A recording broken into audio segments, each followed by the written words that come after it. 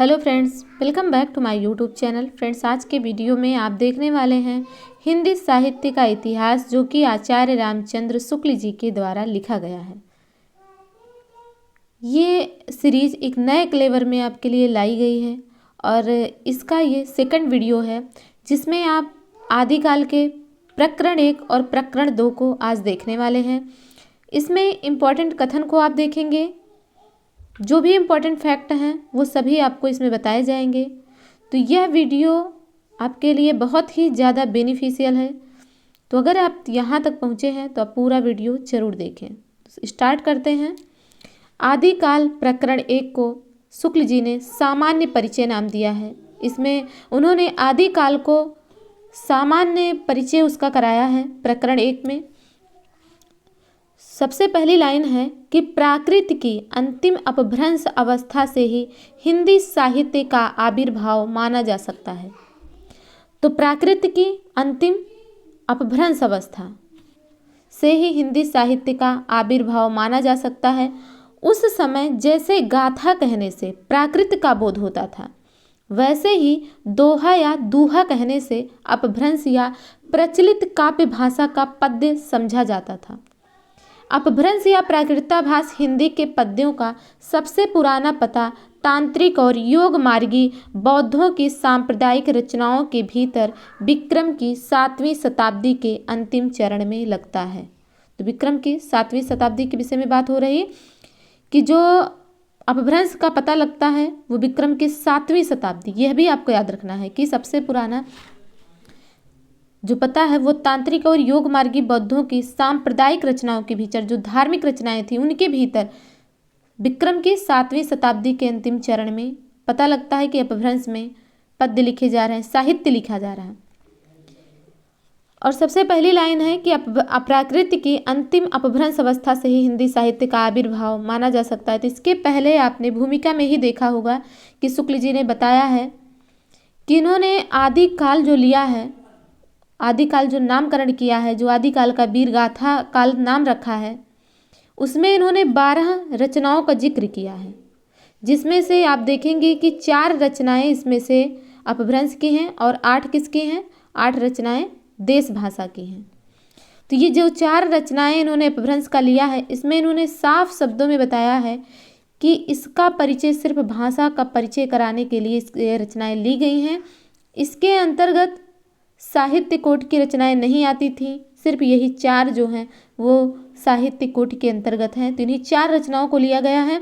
और किस लिए लिया गया है? यह बताने के लिए लिया गया है कि अपभ्रंश में या फिर साहित्यिक रचनाएं कब से आरंभ हुई। आगे इसके बाद है कि हिंदी साहित्य का जो आदिकाल है उसका संवत 1050 से लेकर संवत 1375 तक, अर्थात महाराजा भोज के समय से लेकर हम्मीर देव के समय के कुछ पीछे तक माना जा सकता है। यह शुक्ल जी बता रहे हैं कि समय इसका कब से माना जा सकता है, तो संवत 1050 से लेकर संवत 1375 तक, अर्थात महाराजा भोज के समय से लेकर हम्मीर देव तक के कुछ पीछे जब भी शब्द आपको हिंदी साहित्य के इतिहास में मिलेगा, आदिकाल भक्तिकाल कहीं भी पीछे शब्द अगर आपको मिलता है तो आप उसका अर्थ बाद में लगाएंगे। उसका अर्थ बाद में, पीछे का अर्थ यहाँ बाद में होगा।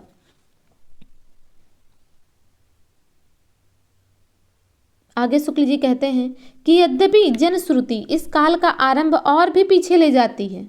संवत 770 में भोज के पूर्व पुरुष राजा मान के सभासद पुष्य नामक किसी बंदी जन का दोहों में एक अलंकार ग्रंथ लिखना बताती है, पर इसका कहीं कोई प्रमाण उपलब्ध नहीं है। शुक्ल जी कहते हैं जो जनश्रुति है, जो लोगों के द्वारा कहा जाता है, वो संवत 770 तक जाता है। वहाँ लोग मानते हैं कि तब से आदिकाल का आरंभ हुआ है। वहाँ पर पुष्य नामक किसी बंदी जन का अलंकार ग्रंथ है, लेकिन इसका कहीं कोई प्रमाण नहीं मिला। तो इसलिए शुक्ल जी ने क्या माना? महाराजा भोज से लेकर हम्मीर देव तक, हम्मीर देव के कुछ पीछे तक। इसके बाद है आदिकाल की इस दीर्घ परंपरा, जो इतनी बड़ी परंपरा है, के बीच प्रथम 150 वर्ष के भीतर तो रचना की किसी विशेष प्रवृत्ति का निश्चय नहीं होता है। शुक्ल जी कहते हैं कि आदिकाल की जो ये दीर्घ परंपरा है, जो एक लंबा समय दिया गया है आदिकाल में, उनके भीतर लगभग 150 वर्ष के भीतर कोई साहित्यिक रचनाएं आपको नहीं मिलती। उसमें मिलता है धर्म, नीति, श्रृंगार, वीर, सब प्रकार की रचना दोहों में मिलती है। तो उसका जो प्रवृत्ति है वो कोई निश्चय प्रवृत्ति नहीं है, कोई निश्चित प्रवृत्ति नहीं है 150 वर्ष तक स्टार्टिंग के। तो उसमें क्या क्या मिलता है? धर्म, नीति, श्रृंगार, वीर, सभी प्रकार की रचनाएं मिलती हैं। आगे है कि इस अनिर्दिष्ट लोक प्रवृत्ति के उपरांत जब से मुसलमानों की चढ़ाई का प्रारंभ होता है तब से हम हिंदी साहित्य की प्रवृत्ति का एक विशेष रूप में बदती हुई पाते हैं। तो जब मुसलमानों की चढ़ाइयाँ स्टार्ट होती हैं, भारत पर आक्रमण होता है, तब से हिंदी साहित्य को एक प्रवृत्ति में जाते हुए देखा जाता है। आगे शुक्ल जी कहते हैं कि राजाश्रित कवि और चारण जिस प्रकार नीति, श्रृंगार आदि के फुटकल दोहे राजसभाओं में सुनाया करते थे, उसी प्रकार अपने आश्रयदाता राजाओं के पराक्रमपूर्ण चरितों या गाथाओं का वर्णन भी किया करते थे। शुक्ल जी कह रहे हैं कि जो राजाश्रित कवि थे, राजाओं के अंदर में रहने वाले कवि थे, जो राजा की प्रशंसा के लिए, राजा का मनोरंजन के लिए कविता करते थे, ऐसे कवि और चारण क्या करते थे? नीति और श्रृंगार के दोहे सुनाया करते थे, जिससे राजा खुश हों, लोगों में नीति के दोहों से नीति विकसित हो पाए। तो कहा जा रहा है कि इस प्रकार के जो राजा थे वो जाहिर सी बात है कि अपने राजा के, अपने जिसके अधीन में हैं उसके करीब बनने के लिए उनके पराक्रमपूर्ण चरित्र और गाथा भी गाएंगे। आगे है कि यही प्रबंध परंपरा रासों के नाम से पाई जाती है। जब राजाओं के अंदर में रहने वाले कवि उनके चरित्र, उनके गाथाओं को गाते हैं, तो ये परंपरा, प्रबंध परंपरा जो है वो रासों के नाम से पाई जाती है, जिसे लक्ष्य करके हमने इस काल को वीर गाथा काल कहा। फिर से यहाँ पर एक बार क्लियर किया है शुक्ल जी ने कि हमने वीर गाथा काल क्यों कहा है। इसके पहले भी उन्होंने बताया, अब आगे भी वो बता रहे हैं कि जो रासों के नाम से परंपरा पाई गई, जिसमें राजाओं के पराक्रमपूर्ण चरित्रों, गाथाओं का वर्णन किया गया, उसे ही हमने लक्ष्य किया और उसी के आधार पर हमने इस काल को वीर गाथा काल रखा नाम इसका।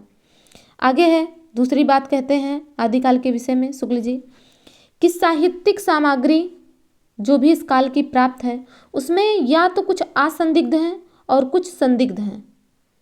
तो कुछ जो है सामग्री संदिग्ध है और कुछ असंदिग्ध है, यानी प्रमाणिकता कुछ की है, कुछ प्रमाणिक नहीं है। असंदिग्ध सामग्री जो कुछ प्राप्त है उसकी भाषा अपभ्रंश है, अर्थात प्राकृताभास, प्राकृत की रूढ़ियों में बहुत कुछ बद्ध हिंदी है। अब यहाँ से यह भी आपको याद रखना है कि जो असंदिग्ध है वो कैसी भाषा में है? अपभ्रंश में है, और जो संदिग्ध है वो अन्य भाषाओं में है, देश भाषा में है।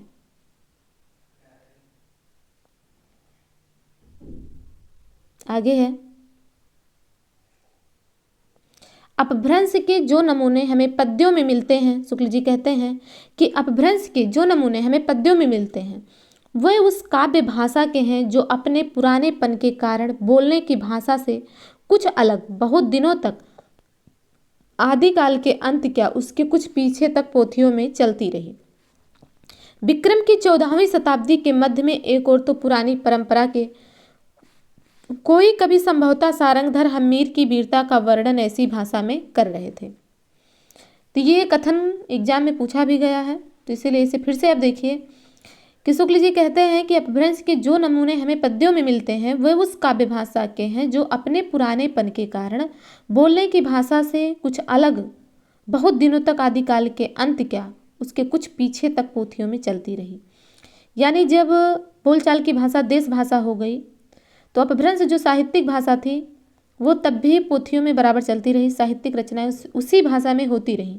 और विक्रम की 14वीं शताब्दी के मध्य में एक और तो पुरानी परंपरा के कवि संभवतः सारंगधर हमीर की वीरता का वर्णन ऐसी भाषा में कर रहे थे। तो ये क्या कर रहे थे कि चलिए वीर हमीर पाव भर मेड़ कंपय, दिगमगढ़ अंधार धूल सुर्रह आच्छाही।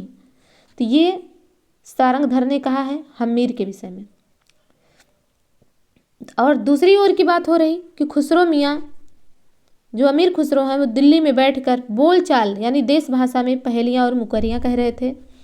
इनका जैसे है कि एक नार ने अचरज किया, सांप मार पिंजड़े में दिया, ज्यों ज्यों सांप ताल को खाए, सूखे ताल सांप मर जाए। तो ये इस प्रकार से इनकी पहेलियां हैं। आगे 15वीं शताब्दी की बात हो रही। 14वीं शताब्दी सारंगधर की बात हुई, जिसमें सारंगधर हैं, उधर खुसरो मियाँ हैं। अब 15वीं शताब्दी में विद्यापति हैं। इनकी बोलचाल की मैथिली के अतिरिक्त इस प्रकार की प्राकृताभास पुरानी काव्य भाषा भी ये करते रहे। तो क्या कहते हैं कि बालचंद बिजावई भाषा दुह नहीं घघ दुज्जन हासा। और इसके बाद 15वीं शताब्दी में ही दूसरी ओर कौन है? कबीरदास हैं, जो अटपटी बानी अपनी सुना रहे हैं इसी बोली में। क्या कहते हैं कि अगिन जो लागी नीर में कंदो जलिया झार, उत्तर दक्षिण के पंडिता रहे विचार विचार। ये कबीरदास ही कह रहे हैं। आगे सारांश रूप में शुक्ल जी बताते हैं कि अपभ्रंश की यह परंपरा विक्रम की 15वीं शताब्दी के मध्य तक चलती रही। एक ही कवि विद्यापति ने दो प्रकार की भाषा का व्यवहार किया, पुरानी अपभ्रंश भाषा का और दूसरा बोलचाल की देसी भाषा का। तो विद्यापति ऐसे कवि हैं 15वीं शताब्दी में जो कि अपभ्रंश में भी रचनाएं कर रहे हैं और देसी भाषा या बोलचाल की भाषा देश भाषा में भी रचनाएं कर रहे हैं। इन दोनों भाषाओं का भेद विद्यापति ने स्पष्ट रूप से सूचित किया है।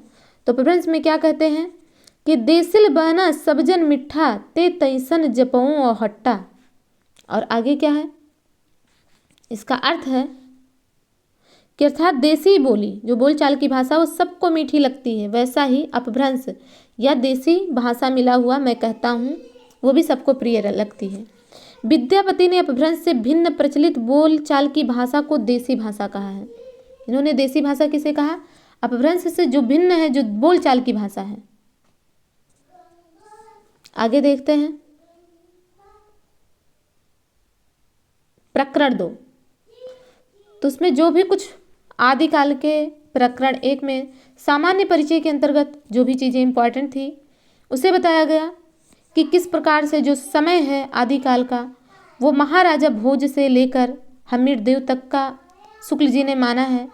लेकिन जनश्रुति के आधार पर वो कहते हैं कि 770 के आसपास 770 के आसपास की रचना भी पाई जाती है, लेकिन उसका कुछ प्रमाण नहीं मिलता, क्योंकि एक अलंकार ग्रंथ था, लेकिन उसका कुछ प्रमाण ना मिलने के कारण उसे वहीं पर छोड़ दिया जाता है। आदिकाल में रचनाओं को शुक्ल जी ने दो प्रकार से बताया कि कुछ जो रचनाएं मिली हैं वो असंदिग्ध हैं, कुछ रचनाएं संदिग्ध हैं। तो जो असंदिग्ध रचनाएं मिली हैं वो अपभ्रंश भाषा की रचनाएं हैं और संदिग्ध जो रचनाएं हैं वो अन्य देश भाषाओं की साहित्य हैं। तो इस प्रकार से इन्होंने बताया कि 14वीं शताब्दी में अमीर खुसरो और सारंगधर ये दोनों रचना कर रहे थे। उसी प्रकार से 15वीं शताब्दी के आसपास आपको मिलेंगे कि एक तरफ विद्यापति रचना कर रहे हैं और दूसरी तरफ कबीर।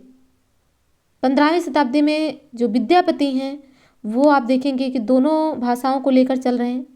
साहित्यिक भाषा जो अपभ्रंश रही उसमें भी वो रचना करते हैं और आगे देश भाषा में भी रचना करते हैं।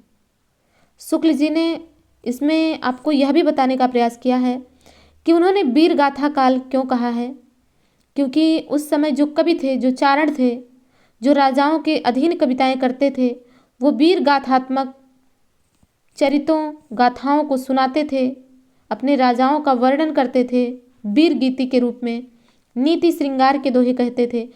तो इसीलिए इस काल को उन्होंने वीर गाथा काल कहा। ये सब रही बात सामान्य परिचय की। अब आप आदिकाल के प्रकरण 2 में अपभ्रंश काव्य को देखेंगे। अब इसमें थोड़ा विस्तृत रूप में अपभ्रंश काव्य को दिखाया जाएगा। तो सबसे पहली जो पंक्ति है वो आदिकाल के सामान्य परिचय में भी आपको सेम यही पंक्ति मिलेगी और प्रकरण 2 के अंतर्गत भी यही पंक्ति मिलेगी कि जब से प्राकृत बोलचाल की भाषा न रह गई तभी से अपभ्रंश साहित्य का आविर्भाव समझना चाहिए। पहले जैसे गाथा या गाहा कहने से प्राकृत का बोध होता था, वैसे ही पीछे दोहा या दूहा कहने से अपभ्रंश या लोक प्रचलित काव्य भाषा का बोध होने लगा। इस पुरानी प्रचलित काव्य भाषा में नीति, श्रृंगार, वीर आदि की कविताएं तो चली ही आती थीं। जैन और बौद्ध धर्माचार्यों अपने मतों की रक्षा और प्रचार के लिए भी इसमें उपदेश आदि की रचना करते थे। यानी अपभ्रंश भाषा में आदिकाल में इस प्रकार से भी रचनाएं होती थी कि जो धर्म थे, जैन धर्म, बौद्ध धर्म, इनमें भी अपने मत की रक्षा के लिए, उसके प्रचार के लिए जो उपदेश लिखे जाते थे वह भी अपभ्रंश में लिखे जाते थे। आगे है, प्राकृत से बिगड़कर जो रूप बोलचाल की भाषा ने ग्रहण किया वह भी आगे चलकर कुछ पुराना पड़ गया और काव्य रचना के लिए रूढ़ हो गया। अपभ्रंश नाम उसी समय से चला। जब तक भाषा बोलचाल में थी तब तक वह भाषा या देश भाषा ही कहलाती रही। कहा जा रहा है कि जब तक यह भाषा बोलचाल में थी तब तक देश भाषा कहलाती रही, और जब वह साहित्य की भाषा बन गई तब उसके लिए अपभ्रंश शब्द का व्यवहार होने लगा। तो यह आपके अपभ्रंश भाषा के विषय में शुक्ल जी ने पूरा इतिहास बताया कि अपभ्रंश भाषा कैसे अपभ्रंश में आई, किस प्रकार से साहित्य में आने के बाद वो अपभ्रंश हो गई देश भाषा से, इसके विषय में शुक्ल जी ने बताया है।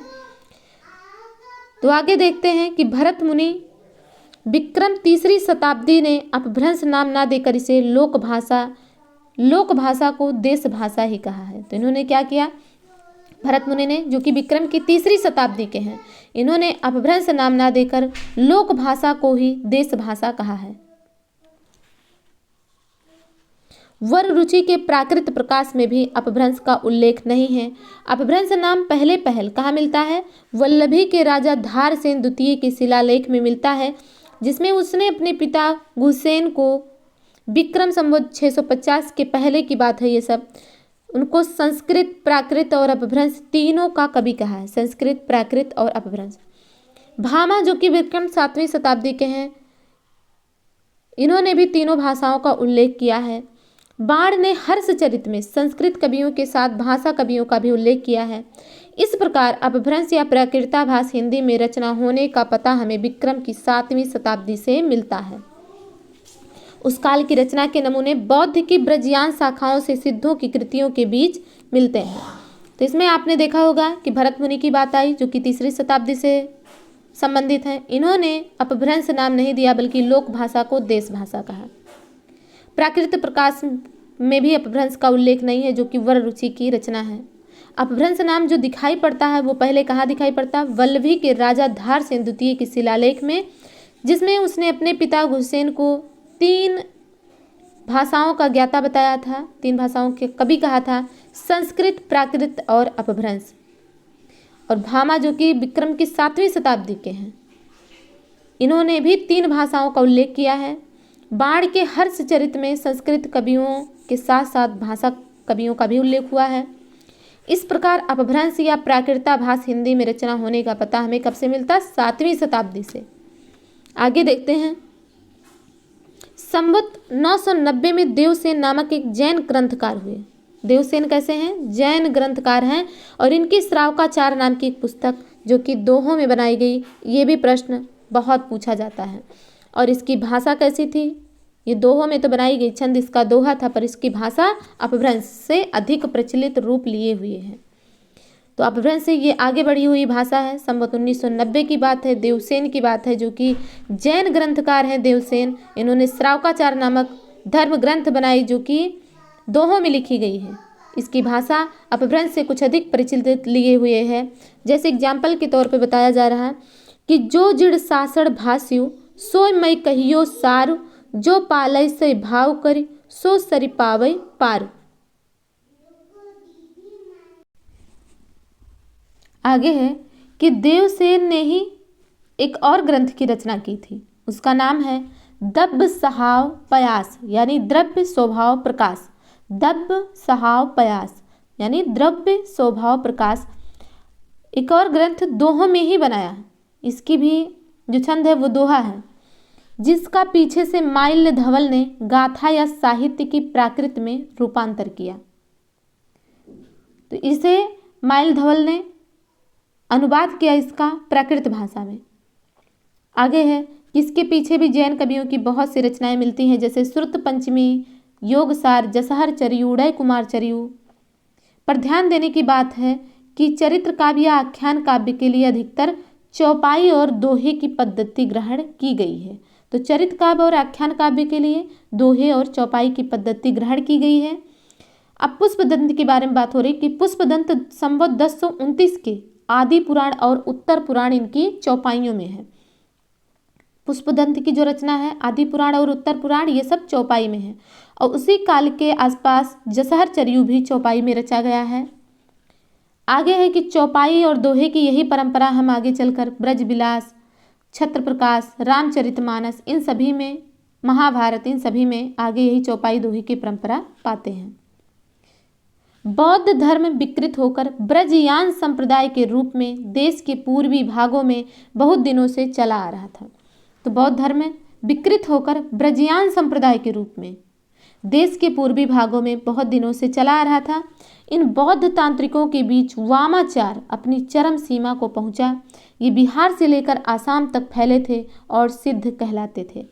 84 सिद्ध इन्हीं में हुए। तो देखिए 84 सिद्धों का परिचय आपको मिल गया कि ये ब्रजयान बौद्ध धर्म की 2 शाखाओं में से ब्रजयान से ये बिलोंग करते हैं, जो सिद्ध हैं, और ये देश के पूर्वी भागों में रहते थे। इनके जो अनाचार है, जो वामाचार हैं, जो तांत्रिक है, बाह्याडंबर है, ये सब अपनी चरम सीमा तक पहुंच गया था। और अगर मूल क्षेत्र की बात हो तो ये बिहार से लेकर असम तक फैले थे और सिद्ध कहलाते थे, और इन्हीं में 84 सिद्ध हुए हैं। आगे देखेंगे 84 सिद्धों के नाम है ये सब। 84 सिद्धों के नाम में आप देखेंगे कि पा शब्द लगा है। जैसे सरह है तो उनका नाम सरहपा, सबर है तो उनका नाम सबरपा, कड़ह है तो उनका नाम कड़हपा। तो इस प्रकार से उनके जो नाम है वो लास्ट में पा लगे हैं, वो उसका मतलब है कि ये आदर से लिए गए नाम है, जिसका मतलब है पाद शब्द। जैसे आप अपने माता पिता का नाम लिखते हैं तो श्री, श्रीमती, आदर के लिए ये सब शब्द लगाते हैं, वैसे ही पा सिद्धों का आदरार्थ सूचक शब्द था। आगे है ब्रजयान शाखा में जो योगी सिद्ध के नाम से प्रसिद्ध हुए वह अपने मत का संस्कार जनता पर भी डालना चाहते थे। इससे वे संस्कृत रचनाओं के अतिरिक्त अपनी बानी अपभ्रंश मिश्रित देश भाषा या काव्य भाषा में भी बराबर सुनाते रहे। शुक्ल जी कहते हैं कि जो ब्रजयान शाखा के अंतर्गत जो सिद्ध थे वो क्या करते थे, संस्कृत रचनाओं के अतिरिक्त अपनी जो बानी है वो अपभ्रंश मिश्रित देश भाषा में भी बनाते थे और उसे सुनाते थे, जिससे लोगों को सुनने में आसानी हो और उनके धर्म को, उनके संप्रदाय को, उनके मत को वो माने, उनके अधीन हो। उनकी रचनाओं का एक संग्रह पहले पहल हरप्रसाद शास्त्री ने बंगला अक्षरों में बौद्ध गान व दोहा के नाम से निकाला था। तो यहाँ से एक आपको और भी मिल गया, इसके भी प्रश्न पूछा गया ये कथन कि जो संग्रह है, सबसे पहली संग्रह है सिद्धों की, वो हरप्रसाद शास्त्री ने बंगला अक्षरों में बौद्ध गान व दोहा के नाम से निकाला था। इसके बाद में त्रिपिटिकाचार्य राहुल सांकृत्यायन जी भोट देश में जाकर सिद्धों की ओर बहुत सी रचनाएं ले आए। सिद्धों में सबसे पुराने सरह, जिसका नाम सरोज वज्र भी है, उनका काल, जो उनका समय डॉक्टर विनय तोष भट्टाचार्य ने विक्रम संवत 690 निश्चित किया है। तो संवत 690 निश्चित किया है, क्या नाम है? इन्होंने अंतः साधना पर जोर और पंडितों को फटकार दिया है। तो क्या कहा कि पंडिय सहल सत्य बखाड़े देहिये रुद्ध बसंत न जाड़े अमड़ा गमड़म अड़ातेन बिखंडई तो विलडिलत जी भड़ई हऊ पंडिय। तो ये इन्होंने अंतः साधना पर जोर देकर पंडितों को फटकारा है। आगे इन्होंने ही कहा है कि जहि मन पवन न संचरई रवि शशि नाही पवेश तहि बढ़ चित्त विश्राम करु सरेहे कहिए उवेश। अगला सिद्ध है लुहिपा या लुइपा, जो कि संवत 830 के आसपास के इनके समय माना गया, 830 के आसपास, संवत 830। लुहिपा या लुइपा, इनका जो गीत है कि का तरुअर पंच बिडाल चंचल चिये पैठो काल दिट करिए महसुख परिमाण लुई भड़ई गुरु पक्षी पुछिए जाड़, लुई भड़ई गुरु पुछिए जाड़। तो ये किसका है? लुइपा का है। ये कई बार पूछा गया है कि का तरर पंच बिड़ाल ये किसका है। इसके बाद ही इनका एक और है कि भाव न होई अभाउण जाई, ऐस सबोहें को पति आई, लुई भड़ई बट दुल्लिख पिड़ाड़, तिय धाये बिलसई उह लागेड़। आगे है विरूपा, इनका समय है संवत 1900 के लगभग। वारड़ी प्रेरित अंतर्मुख साधना के लिए इन्होंने कहा है, तो क्या कहा है कि सहजे थिर करी वारुड़ी साधा, अजरा मर हुए दिट कांधा, दसमी द्वार चिद्द देखैया, आइल ग्राहक अपड़े बहिया, 64 घड़िए देट पसारा, पैठल ग्राहक ना ही निसारा। तो ये कहा है विरूपा ने। आगे कढ़ापा का समय भी है, जो कि इनका समय संवत 1900 के उपरांत माना जाता है। इनकी भी वाणी है। तो कढ़ापा कहते हैं कि अक्कड़ किज्जय मंत्रणा तंत, अड़िय धारणी लैकेली करंत, अड़िय घर घरड़ी जा बड़ मज्जय, ताबि की पंच वर्ण बिहरज्जय, जिमि लोड़ बिलज्जी पाड़ यही, तिमि घरड़ी लय चित्त, समरस जय तखड़े जय, पुड़ूत सम नित्त। तो ये कढ़ापा ने कहा है। आगे देखते हैं कि वज्रयानियों की योग तंत्र साधना में मध्य तथा स्त्रियों का विशेषता डोमनी रजकी आदि का बाद सेवन एक आवश्यक अंग था। देखिए ब्रजयानियों में ये सब चीज़ जितनी भी निगेटिव चीज़ें हैं, सुरा शराब स्त्री, ये सब चीज़ें उनका सेवन आवश्यक अंग था। तो इसी प्रकार से डोमिनी का आह्वान करते हुए कढ़पा कहते हैं, सिद्ध जो है कढ़पा, वो कहते हैं कि नगर बाहिरे डोम्बी तोहरी कुड़िया छाई, छोई जाई सो बाहम नाड़िया, आलो डोम्बी तो इसम करीब मसांग, निघिड़ कड़ह का पाली जोई लाग। पता नहीं क्या क्या इन्होंने लिख दिया है जो हमें समझ बिल्कुल नहीं आया। अगर आपको समझ में आया तो आप उसका अर्थ कमेंट में बॉक्स में लिख सकते हैं। आगे है कि कापालिक जोगियों से बचे रहने का उपदेश घर में सास ननद आदि देती रहती थी कि जो ये जोगी हैं इनके चक्कर में ना फंसो, इनसे इनकी तरफ आकर्षित ना हो, इनकी बातों में ना आओ।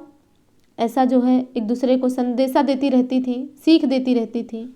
कुकरिप्पा का समय भी संवत 1900 के उपरांत माना जाता है। कुकरिप्पा का है कि ससुरी निंद गेल बहुड़ी जागए, कानट चोर निलक्का गई मागए, दिवस बहुड़ी काढ़े उर भाए, रति भैले कामर जाए। तो ये कहा है कुकरिप्पा ने। आगे है शुक्ल जी कहते हैं कि जो ब्रजयान में आकर महासुखवाद का प्रवर्तन हुआ है, वो प्रज्ञा और उपाय के योग से इस महासुख दशा की प्राप्ति मानी गई है। तो ब्रजयान में महासुखवाद का प्रवर्तन हुआ है, ये भी ध्यान रखिए। इसे आनंद स्वरूप ईश्वरत्व ही समझिए। निर्वाण के 3 अवयव ठहराए गए हैं, शून्य, विज्ञान और महासुख।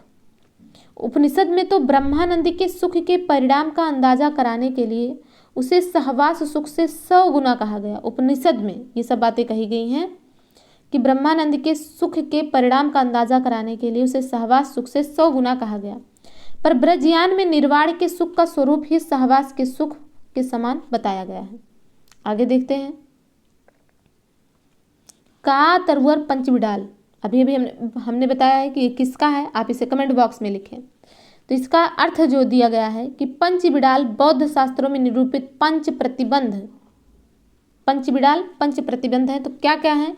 आलस्य, हिंसा, काम, चिकित्सा, मोह।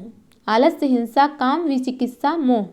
ध्यान देने की बात यह है कि विकारों की यही 5 संख्या निर्गुण धारा के संतों और हिंदी के सूफी कवियों ने भी ली है। तो हिंदी शास्त्रों में विकारों की बधी संख्या 6 है, 5 संख्या यही है। तो आलस्य, हिंसा, काम, विचिकित्सा, मोह, ये भी आपको याद रखना है। और इसे किसने अपनाया है? तो निर्गुण धारा के संतों ने। और ये जो सिद्ध थे ये अपनी भाषाओं को संध्या भाषा नाम दिया था। इन्होंने अपनी भाषा को संध्या भाषा कहते थे। आगे है कि ब्रजयान में महासुख या महासुह वह दशा बतलाई गई जिसमें साधक शून्य में इस प्रकार विलीन हो जाता है जिस प्रकार नमक पानी में। तो ब्रजयान में महासुख का जो अर्थ बताया गया है वो साधक का शून्य में विलीन होना बताया, जैसे नमक पानी में घुल जाता है और उसमें कुछ भी नहीं पता चलता, वैसे ही। आगे शुक्ल जी कहते हैं कि शुद्ध और सात्विक धर्म में गुह्य और रहस्य के प्रवेश से वह किस प्रकार विकृत और पाखंडपूर्ण हो जाता है, ब्रजयान इसका प्रमाण है। कि शुद्ध और सात्विक धर्म कोई भी है, लेकिन अगर उसमें गुह्य और रहस्य का प्रवेश हो जाता है तो वो बहुत ही विकृत और पाखंडपूर्ण हो जाता है। इसका प्रमाण क्या है? ब्रजयान। जो ब्रजयान शाखा है वो।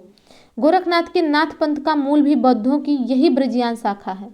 आपको पता है कि जो गोरखनाथ हैं वो भी पहले सिद्ध थे, लेकिन उन्होंने कुछ अनाचारों, कुछ दुराचारों को यहाँ से उन्होंने इसको मान्य नहीं किया और उन्होंने अपना एक अलग मार्ग निकाला, अलग पंथ निकाला, जिसका नाम उन्होंने नाथ पंथ रखा। गोरखनाथ अपने नाम से ही उन्होंने नाथ पंथ रख दिया।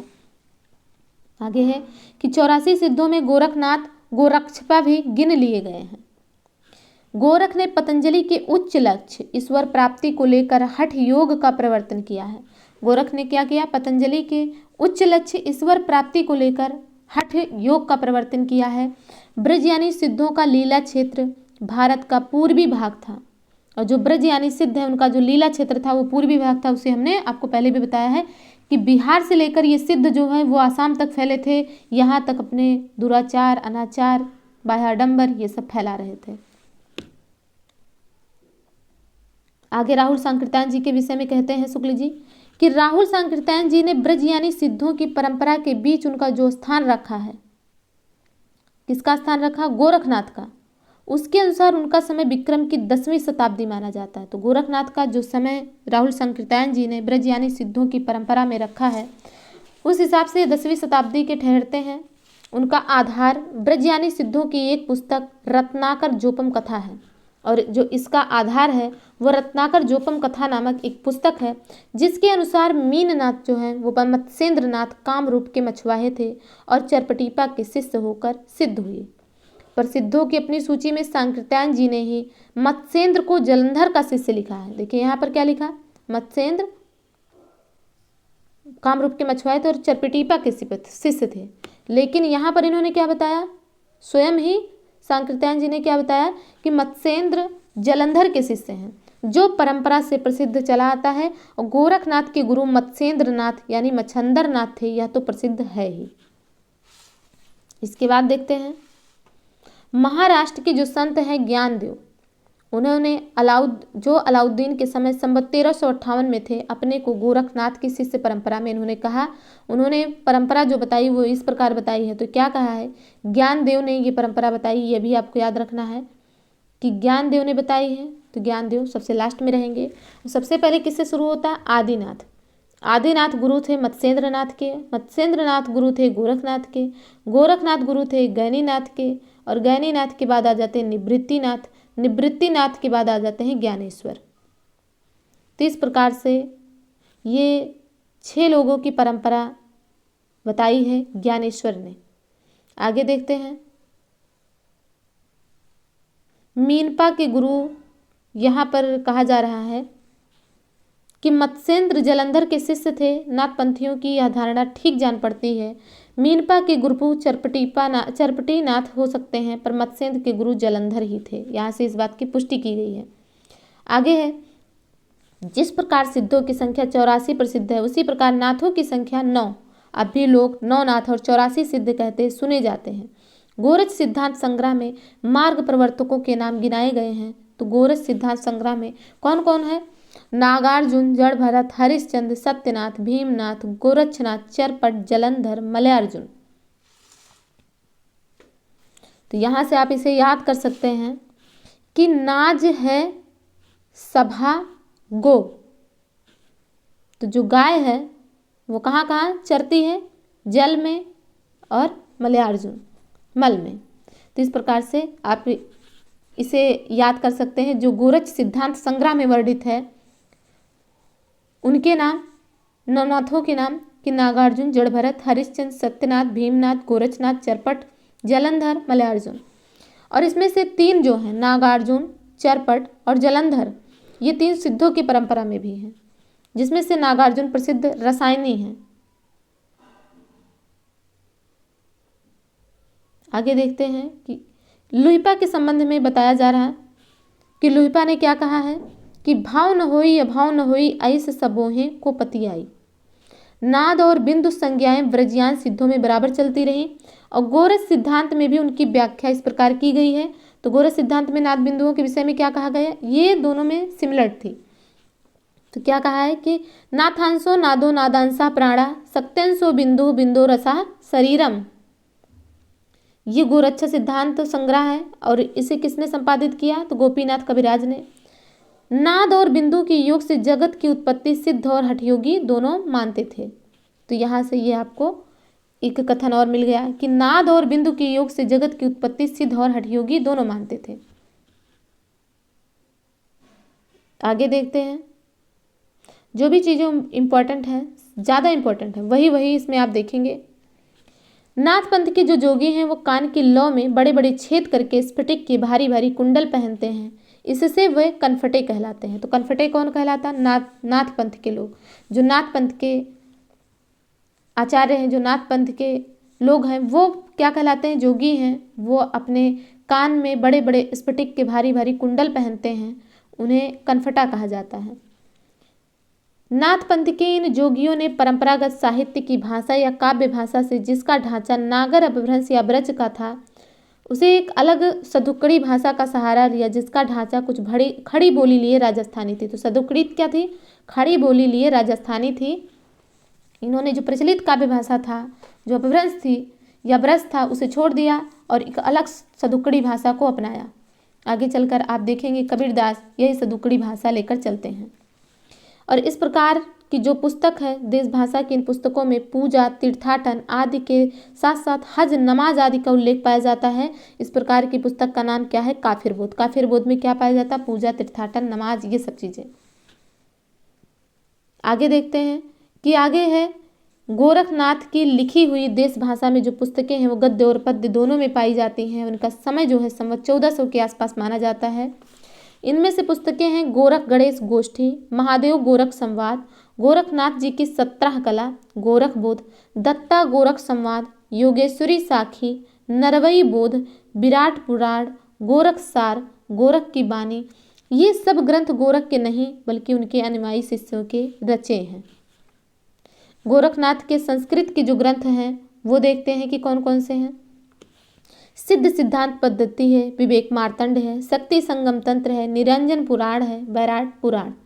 तो इस प्रकार से संस्कृत में जो गोरखनाथ की रचनाएं हैं, 5 रचनाएं हैं। सिद्ध सिद्धांत पद्धति, विवेक मार्तंड, शक्ति संगम तंत्र, निरंजन पुराण और वैराट पुराण। आगे है कि शुद्ध साहित्य के अंतर्गत जो सिद्धों और योगियों की रचनाएं हैं, जिसमें तांत्रिक विधान, योग साधना, आत्मनिग्रह, श्वास निरोध, भीतरी चक्र, नाड़ियों की स्थिति, ये सब चीज़ें जो सांप्रदायिक शिक्षा हैं उनका जो वर्णन किया गया है वो शुद्ध साहित्य के अंतर्गत नहीं आता। उनको उसी रूप में ग्रहण करना चाहिए जिस रूप में ज्योतिष और आयुर्वेद आदि के ग्रंथ हैं। जो धार्मिक ग्रंथ हैं उनको धर्म के अंदर ही देखना चाहिए, सांप्रदायिक ग्रंथों को सांप्रदायिक ग्रंथों के अंदर ही देखना चाहिए। जैसे अगर ज्योतिषी कोई लिखा है, ज्योतिषी ग्रंथ कोई है, तो उसे आप साहित्य के ग्रंथ नहीं कहेंगे, उनका एक अलग ही शाखा है। आयुर्वेद के कोई ग्रंथ है तो उसे आयुर्वेद के अंदर रखेंगे। उसी प्रकार से इसे शुद्ध साहित्य के अंतर्गत नहीं कहा जा सकता। अब आगे आ गई कि इनका वर्णन केवल 2 बातों के विचार से किया जा रहा है यहाँ पर। तो आप सोचेंगे कि भाई साहित्य के अंदर इसका विचार किया ही क्यों जा रहा है? तो 2 बातों की जो 2 बात शुक्ल जी बता रहे हैं उसे हम देखेंगे कि किन किन बातों के आधार पर उन्होंने इसे शुद्ध साहित्य के अंतर्गत नहीं रखा और इसे साहित्य में रखा है। तो क्यों रखा है? तो पहली बात है इसकी भाषा। भाषा का परिचय कराने के लिए ही शुक्ल जी ने, जिसे इन्होंने साहित्य के अंतर्गत नहीं माना, उसे भी साहित्य में रखा है। तो इसका पता लगाने के लिए कि कब से अपभ्रंश भाषा का प्रचलन चल रहा है, ये बताने के लिए। ठीक है, शुक्ल जी कहते हैं कि सिद्धों की उद्धृत रचनाओं की भाषा देश भाषा मिश्रित अपभ्रंश या पुरानी हिंदी की काव्य भाषा है, यह तो स्पष्ट है। तो भाषा के लिए इन्होंने रखा है। इसके बाद देखते हैं दूसरा क्या बताते हैं। आगे है कि सिद्धों में सरह सबसे पुराने अर्थात विक्रम संवत 690 के हैं, अतः हिंदी काव्य भाषा के पुराने रूप का पता हमें विक्रम की 7वीं शताब्दी के अंतिम चरण में लगता है।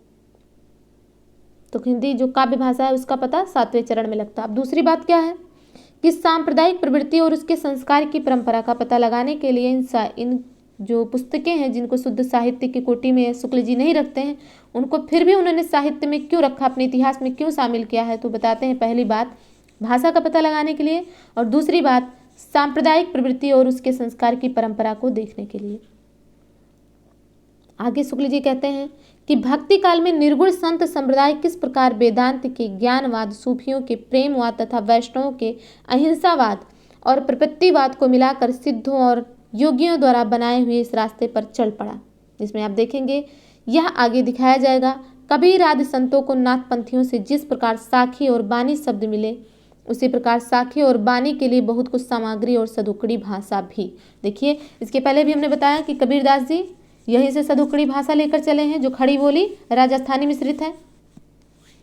और आगे यहाँ पर देखेंगे आप कि जो रास्ता सिद्ध और योगियों के द्वारा बनाया गया था, वेदांत से ज्ञानवाद, सूफियों से प्रेमवाद, वैष्णव से हिंसावाद और प्रपत्तिवाद को मिलाकर जो रास्ता निकाला गया था, उसी रास्ते को लेकर कबीर जी आगे अपने निर्गुण संत को लेकर चलते हैं, निर्गुण बानी को लेकर चलते हैं, निर्गुण धारा को लेकर चलते हैं।